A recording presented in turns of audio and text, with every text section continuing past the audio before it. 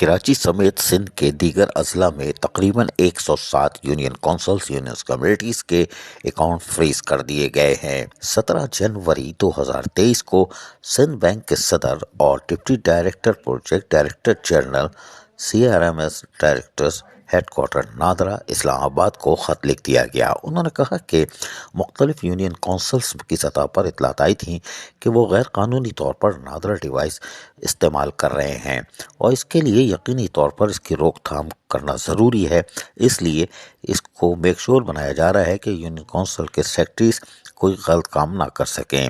اس سلسلے میں local government کے تحت باقاعدہ 107 یونین کونسلز کے لیے نادرا کو بھی اور سندھ بینک کے صدر کو خط لکھ دیا گیا ہے۔ واضح ہے کہ اس میں کراچی کے تقریباً 36 یونین کونسلیں شامل ہیں جن کے اکاؤنٹ فریز کرنے کے لیے کہا گیا ہے، جبکہ باقی سندھ کے دیگر اضلاع سے تعلق رکھتے ہیں جن میں حیدرآباد، ٹھٹہ، بدین کے ساتھ ساتھ بدین کی بھی زیادہ ہیں، جبکہ ٹھٹہ، حیدرآباد اور کے ساتھ دیگر ٹنڈوالہ یار وغیرہ کی یونین کونسل شامل ہیں۔ یہ شفافیت کا عمل کرنے کے لیے کیا گیا ہے یا کیسے ہمیں نہیں معلوم، لیکن کر دیا گیا ہے۔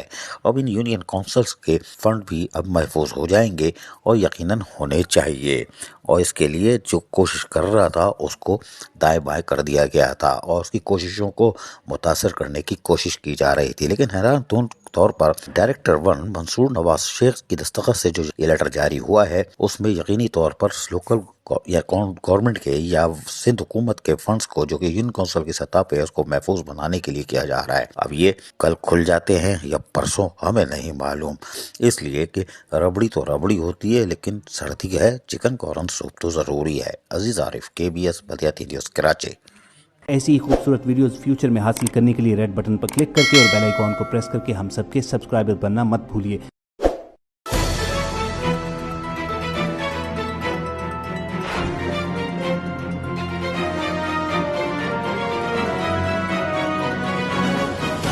KBS بلدیاتی نیوز۔